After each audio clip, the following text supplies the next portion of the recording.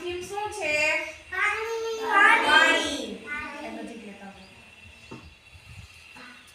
તો પાણીમાં કઈ વસ્તુ ડૂબે અને કઈ વસ્તુ તરે? બરોબર છે. તો આપણે આમાં લાકડાનો કટકો નાખશું તો શું થશે? ડૂબી જશે કે તરશે? તરશે. અને આમાં આપણે એક પથ્થર નાખશું તો એનું શું થશે? ડૂબી જશે. વયો ગયો તરીએ?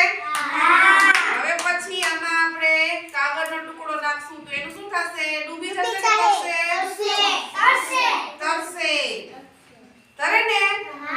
હવે પછી આપણે આમાં ચોકનો ટુકડો નાખશું એનું શું થશે? ડૂબી જશે. પછી આપણે આમાં ફૂલ નાખશું તો એનું શું થશે? ડૂબી જશે કે તરશે? તરશે.